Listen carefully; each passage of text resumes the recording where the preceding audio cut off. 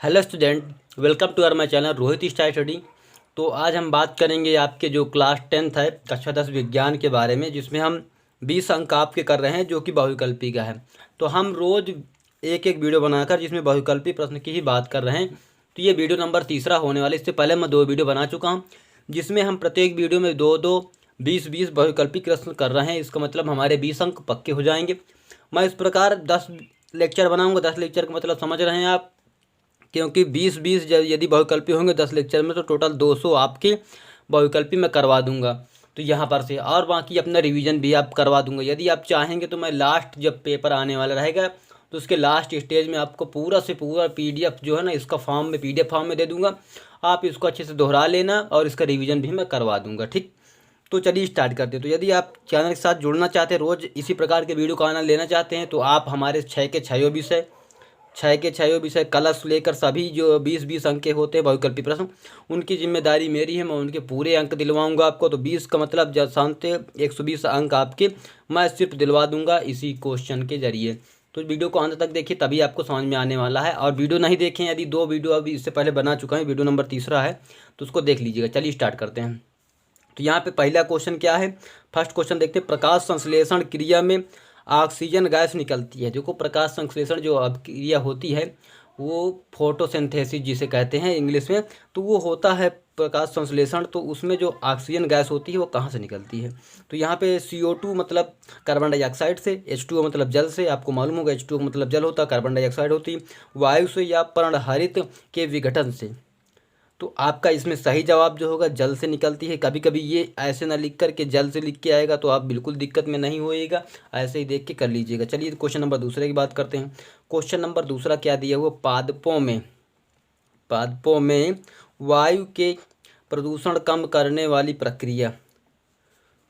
पादपों में वायु प्रदूषण, जो पादप मतलब पौधों में जितने पादपों मतलब पौधों में जो वायु प्रदूषण, जो वायु में प्रदूषण हुआ करता है, उसको कम करने के लिए कौन सी प्रक्रिया करना पड़े? श्वसन प्रक्रिया या प्रकाश संश्लेषण या वाष्पोत्सर्जन या प्रोटीन संश्लेषण।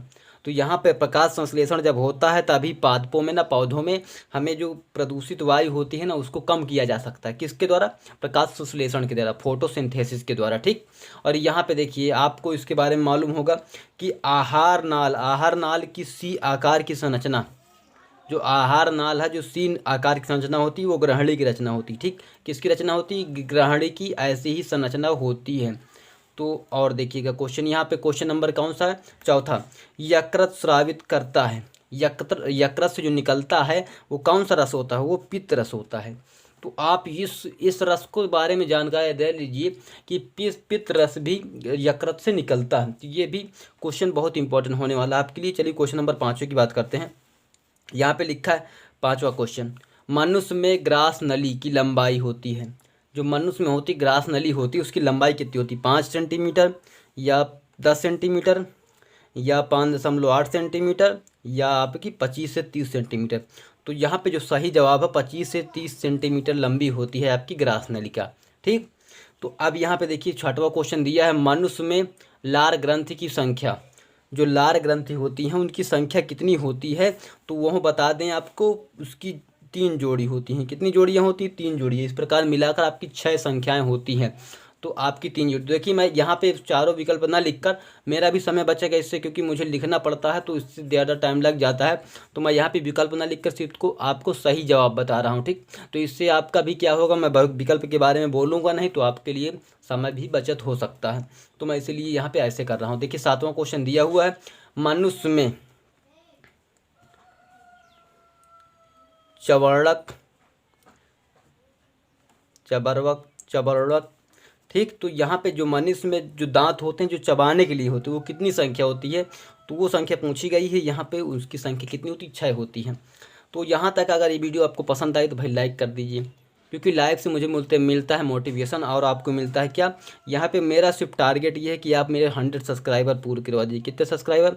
100 सब्सक्राइबर की मुझे ज़रूरत है। आप पूरा ज़रूर करेंगे, मुझे ये आपके लिए बहुत ही ज़रूरी बात बता रहा हूँ।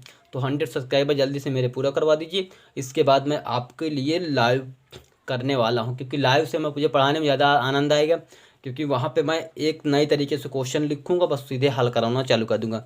तो लाइव क्लास के लिए मुझे यहाँ पे क्या चाहिए, 100 सब्सक्राइबर, तो आप ज़रूर देंगे, मैं इतनी उम्मीद आपसे कर रहा हूँ। तो चलिए स्टार्ट करते हैं, वीडियो नंबर 8वें पे बात करते हैं। तो यहाँ पे क्वेश्चन नंबर 8वां देखते हैं। क्वेश्चन नंबर 8वां देखें, जठर रस स्रावित करता है। जठर रस जो होता है वो पित्त रस से ही स्रावित होता है। जठर रस देखिए, अभी जो रस पढ़ रहे थे आप, यकृत से जो रस निकल रहा था वो क्या था, वो पित्त रस था, और पित्त रस से ही जठर रस मिलता है। ठीक, तो समझ सकते हैं, यदि आप यकृत से निकलना आ जाए, जठर रस हो, तो जठर रस भी इसका सही जवाब हो सकता है। और यहाँ पे जल में घुलनशील होते हैं कौन कौन से विटामिन, जो विटामिन होते हैं आपके जल में, वो बी और सी घुल जाते हैं, और बाकी जो ए होता है और डी होती है ये, और के विटामिन, ये सब नहीं घुलते हैं इसमें। ठीक, तो ए और बी और सी घुल जाते हैं। देखिए, फेफड़ों में शुद्ध रक्त आता है। आते का मतलब होता है आलिंद, आने का मतलब क्या हो जाता है, आलिंद, बड़ा आने का मतलब आलिंद, निलय, निकलने का मतलब निलय। ठीक, तो आने की बात कर रहा, फेफड़ों में शुद्ध रक्त, तो ये बाएं आलिंद से आता है। ठीक, और यहाँ पे देखिए पल्मोनरी या फुसफुस, फुफ्स फुफ्सुप सिरा खुलती है या रुधिर लाती है, मतलब यह लिख सकता है आपके लिए क्वेश्चन ये भी देगा, पल्मोनरी सिरा फुसफुस जिसे बोलते हैं, खुलती है या रुधिर लाती है। रुधिर कहाँ लाती है, ये लाती है बाएं आलिंद में। लाना मतलब समझ गया ना कि आपको, मतलब निलय मतलब निकलना, और आलिंद मतलब आना। ठीक, तो बाएं आलिंद में। ठीक, विटामिन सी का सबसे अच्छा स्रोत कौन सा है। विटामिन सी जो आपको मिलने वाली है, देखो खट्टे पदार्थ, स्कर्वी रोग होता है विटामिन सी से, तो उसको दूर किया जा सकता है। ठीक, तो ये संतरा आपका सबसे मोस्ट इम्पोर्टेंट माना गया है कि विटामिन सी इससे बहुत अच्छे तरीके दूर किया जाता है। देखिए, हीमोग्लोबिन महत्वपूर्ण भूमिका निभाता है। हीमोग्लोबिन का मतलब समझते हैं, रक्त को यदि साफ करना होता है, रक्त को, रुधिर को या ब्लड को, आपके खून को साफ करना होता है, तो हम क्या, ये हीमोग्लोबिन की वजह से ही वो क्या होता है, रक्त का लाल रंग होता है। ठीक, तो ये हीमोग्लोबिन हो गया। तो हीमोग्लोबिन महत्वपूर्ण भूमिका निभाता है किसमें, श्वसन के लिए। ठीक, पादप में जाइलम उत्तरदायी है।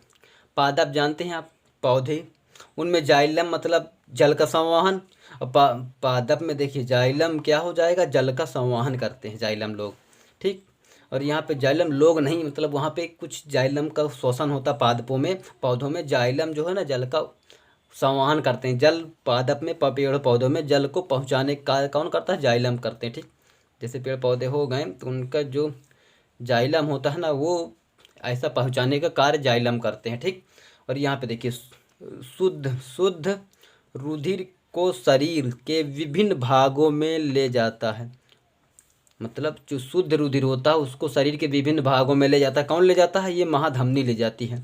और यहाँ पे सबसे बड़ी बात है, निर्वात में प्रकाश की चाल आपको मालूम होनी चाहिए। निर्वात में प्रकाश की चाल 3 लाख किलोमीटर होती है, 3 लाख किलोमीटर, सॉरी, तो 3 लाख मीटर प्रति सेकंड होती है। ठीक, कभी कभी यही अगर चाल के लिए पूछेगा तो चाल की यूनिट ये भी होती है, क्योंकि जब किसी चीज़ को हम व्युत्क्रम में लिखते हैं तो ये माइनस हो जाती है, 1/, मतलब यहाँ पे एक घात रही होगी, तो उसको अगर वैसे कर देंगे तो ऐसा हो जाएगा। चलिए अब क्वेश्चन नंबर 17 की बात कर लेते हैं। 17वां क्वेश्चन को हम कुछ इस प्रकार बताने वाले हैं, ये टोटल 20 क्वेश्चन को मैं ऐसे बताने वाला हूँ। तो एक आप जानते होंगे संतृप्त, हाइड्रोकार्बन है, ये क्या है, हाइड्रोकार्बन।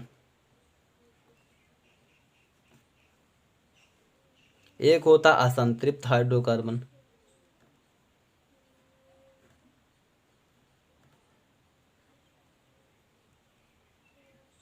इन दोनों में अंतर जो होता है, ये इसमें जो आने वाला है वो एल्केन होता है। ठीक, ये भी कभी कभी पूछा, इसमें सिंगल बॉन्ड होता है, जहाँ आपका भी तो आपको कार्बन कार्बन के बीच सिंगल बॉन्ड लग जाए वहाँ समझ लेना एल्केन है। इसका जो सूत्र होता है CnH2n+2 होता है, और इसके अंदर आता है एक चीज़ क्या, एल्कीन, और इसी के अंदर आता है एल्काइन, किसकी, असंतृप्त के अंदर। इसमें से बता रहा हूँ आपको किस प्रकार से क्वेश्चन पूछ सकता है। इसका जो सूत्र होता है CnH2n, और यहाँ पे इसमें कार्बन कार्बन के बीच में ट्रिपल बॉन्ड होते हैं, और जो इसका सूत्र होता है CnH2n-2। तो यहाँ पे समझने के लिए आपको ध्यान देना होगा कि यहाँ पे बार बार -2 कर रहा है, यहाँ पे +2 था, यहाँ पे 2 और घटा लिया तो कितना हो गया, बिल्कुल ख़त्म हो गया। तो यहाँ पे 2 और घटा दिया तो मतलब -2 हो गया। तो देखो एल्कीन है, एल्कीन में सिंगल सिंगल बॉन्ड, कभी पूछेगा इसमें एल्कीन है कि नहीं, कौन सा एल्कीन वाला है, तो यहाँ पे चेक कर सकते हैं आप इसके लिए। और पूछेगा एल्कीन का या एल्केन का समान सूत्र, तो ये है एल्कीन का समान सूत्र, ये है एल्काइन का समान सूत्र, ये है। तो ऐसा भी आपको पूछेगा। ये 20 का 20 क्वेश्चन मैं यहीं पर से दे रहा हूँ। अगर यहाँ पर से एक क्वेश्चन नहीं बने तो गारंटी लेता हूँ मैं इसकी, तो गारंटी होती है कि क्योंकि ये क्वेश्चन बार बार पूछे जाने वाले हैं। ये अगर यहाँ नहीं आ रहे तो IUPAC नाम में आपको ये बहुत ज़रूरत पड़ने वाली है, क्योंकि IUPAC जो नेमिंग होती है, आप नहीं देखें वीडियो तो वीडियो जाके देख सकते हैं, क्योंकि मैं ऑलरेडी इसको पढ़वा चुका हूँ। ठीक, नहीं देखे तो चैनल पर जाइए, और ये अभी लेटेस्ट वीडियो है हमारा, वहाँ पर जाके देख सकते हैं। IUPAC नेमिंग आपको पूरा क्लास 10th के लेवल से पढ़ाया गया है। तो यहाँ पे 20 क्वेश्चन, ये 4 क्वेश्चन मैं इसके ज़रिए पढ़ा दिया हूँ आपको।